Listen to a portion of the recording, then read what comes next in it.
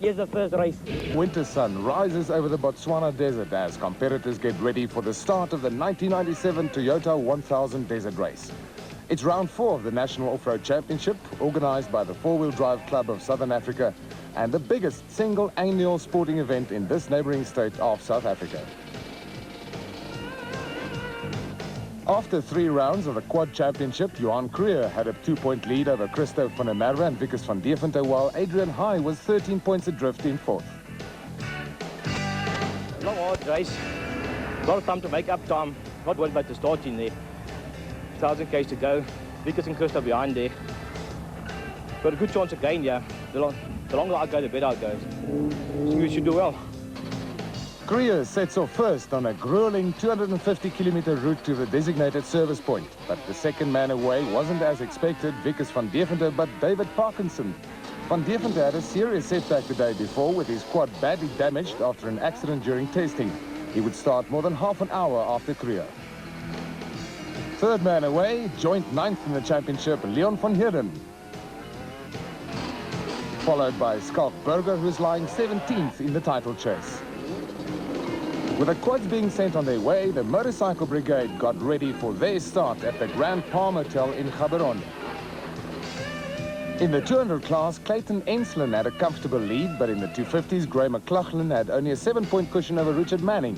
Alfie Cox was leading Errol Dalton by 9 in the open category. Last year I had a very good rider, had no problems. Consistency is the greatest thing in 1,000 kilometers, To keep up the pace for 1,000 kilometers is one thing, but to keep up there is another thing. You must be able to race 1,000 k's and be very consistent. So this time I'm lucky I'm starting first again. I've got all the fast guys behind me. I'm going to try and do exactly the same as last year. I'm going to just keep up there.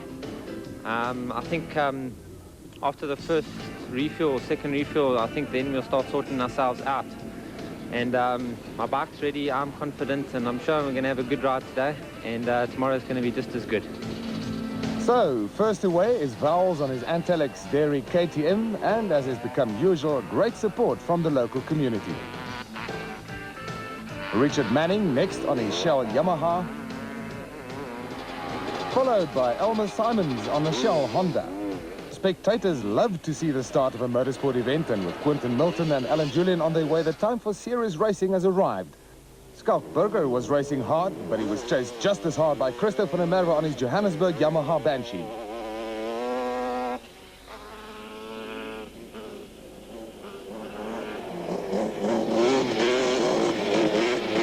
Conditions were tricky, very sandy, and the competitors had to really hang in there to keep their quads under control at speed, as demonstrated by championship leader Johan Cruier.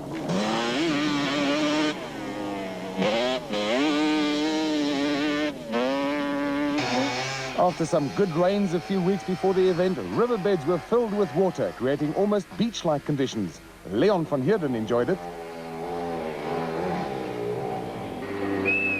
This led to some incredibly high speeds on the flat sections, but climbing out the walls of the riverbed called for some careful throttle work, as Louis Boshoff on his Polaris found out.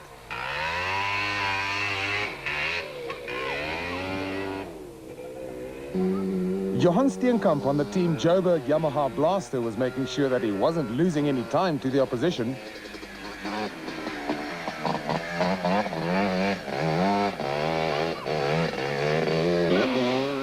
Total Super Series star Jacques Struwig on the Jojo Tanks Honda found it going a little bit difficult, but recovered well to continue with the chase.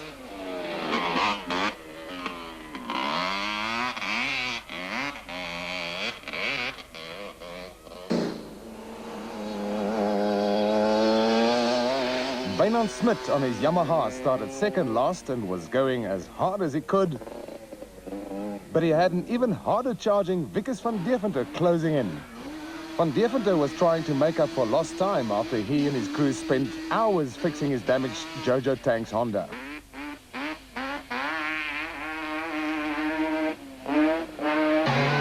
Among the bikers, it was legendary Alfie Cox on his AGA Panasonic KTM, who was on a charge, having started 8th and passed Richard Manning on his Shell Yamaha to take the lead on the road. Alan Julian on his Shell Honda had already moved up to 3rd on the road, ahead of Elmer Simons on another Shell Honda.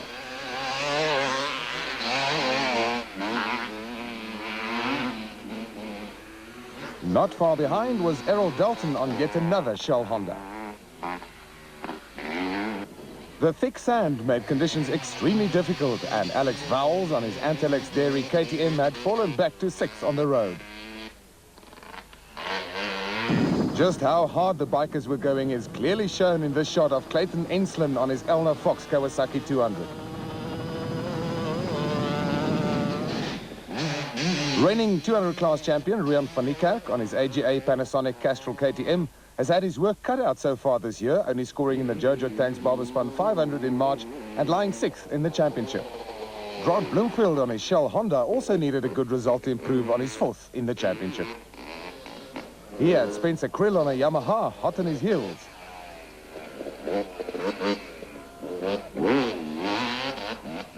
Willie Ireland on his Fuchs Lubricants Jusseberg started 3rd last but was making up as he sped along on his 600cc machine.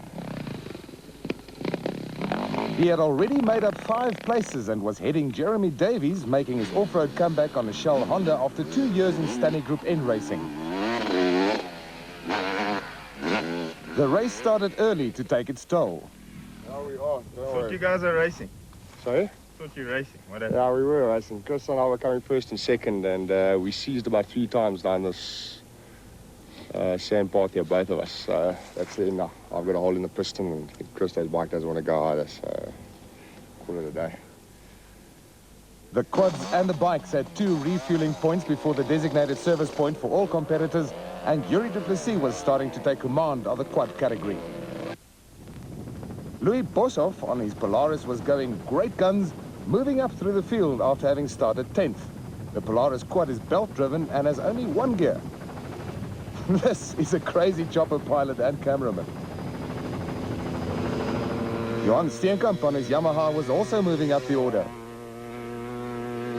Mark Breckel on his Joburg Yamaha Banshee started 8th but was already up to 2nd. Incredibly, the amazing Vickers van Deventer on his Jojo Tanks Honda had moved through the field and was lying 3rd, giving Wayne Farmer on his Honda a good go. Niels van der Walt on a Yamaha was lying 6th, giving our chopper crew the opportunity to show you the surroundings.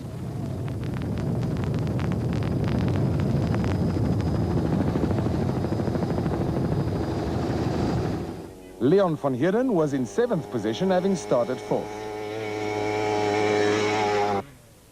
Back to the bikes, and Alfie Cox was running away from the rest of the field on his AGA Panasonic KTM. Coming in to the 2nd refueling point for the bikes, leading the 250 class and 2nd overall was Gray McLachlan on his Shell Honda.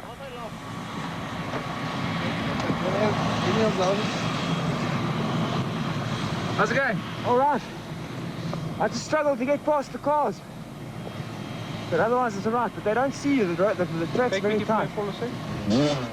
Clayton Enslin on his Elna Fox Kawasaki had moved up from starting 7th to 3rd on the road and leading the 200 class.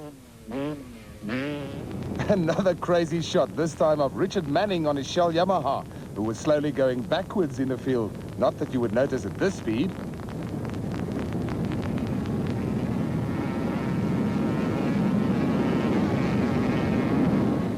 Elmer Simons on his Shell Honda was just behind Enslin on the road and 2nd in class, while Marco Cavino was also making steady progress. Daryl Curtis was pulling out all the stops on his AGA Panasonic Castrol KTM and was lying 5th on the road at 3rd in the 250 class. This is Lance Trethewey on his Perry Yamaha coming in for a refuel stop, while lying 7th on the road and 4th in the 250 class. The fuel is marked for each rider and stored under supervision at about 80-kilometer intervals. How's it going out there? It's nice. Good fun. Just the bushes are very close. Look at what my shirt looks like. Bushes are very, very close this year. No time for a chat as the race goes on. Defending Toyota 1000 champion Alex Vowles on his Antelex Dairy KTM is trying to make up from his 6th position in class. And that's a great shot of the Botswana desert.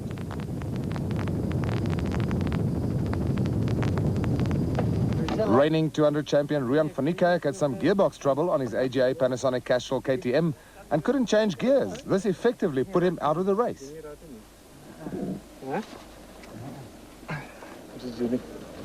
The racing was incredibly tight on certain sections of the route. Jeremy Davies, making a great comeback and moving through the field on his Shell Honda, had Spencer Krill on his Yamaha breathing down his neck, with Quinton Milton on a Kawasaki not far behind.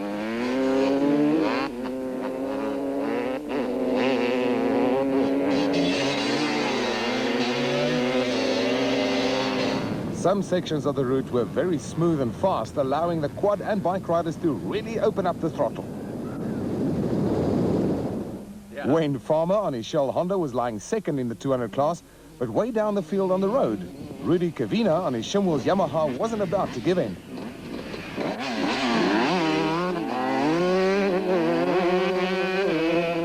With day one drawing to a close, second in the open class and ninth on the road was Grant Bloomfield on his Shell Honda. Marco Cavina was lying second in the 500 class, but the day didn't end well at all for his brother Rudy, who came off his Shimwell's Yamaha in a big way and dislocated his hip. Medical help was quickly at hand, but his race was over.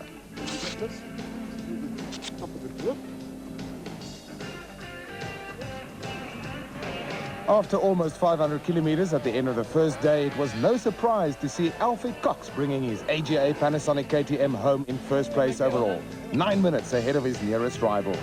Cox also led the open class, leading home McLaughlin, who was ahead in the 250 category, and Clayton Enslin, who was leading the 200 category. A good spread between the manufacturers in the top 10. Yeah, the first section to the service point is absolute freeway, and then we forget about how difficult the second loop is. It's just they've had a lot of rain here and the bushes are hanging over, and it's just incredible. I mean, the road has become so narrow, and with the motorcycle handlebars, it sticks out into the bush. So you're getting hammered with the bushes all the time, and the actual terrain it's rough, and the second loop is definitely sorts the men out from the boys, I think. Yuri Duplessis on his Yamaha Banshee was holding on to his lead in the quad category as day one was drawing to a close. Mark Breckel was also having a good day, having started 8th and lying second on the road. Most riders thought our cameraman was a marshal where they had to stop. An incredible ride on an ill-handling machine saw Vickers van Deventer on his Jojo Tanks Honda moving into third position before the day was over. Louis Boshoff's belt-driven Polaris was ideally suited for the conditions, and he was lying fourth on the road after starting 10th. Johan Steenkamp on his Yamaha Blaster was just under 2 minutes behind Boshoff in 5th position. With the sun setting in their eyes, the riders were tired after a long day's hard work. Leon van Heerden was lying 6th, about 15 minutes behind Steenkamp. Bringing up the rear of the field was championship leader Johan Kruger on his exclusive spares Yamaha Banshee.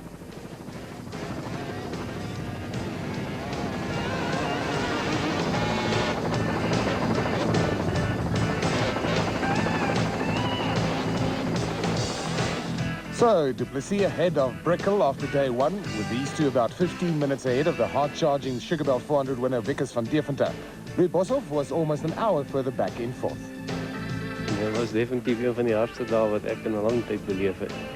En veral hierdie tweede ronde was nie van die maklikste geweest nie. So ons hoop maar môre is 'n lang dag. Kan nie sê wat gaan gebeur nie. Ons hou die duim vas. Ons hoop al die ouens kom veilig aan die ander kant af.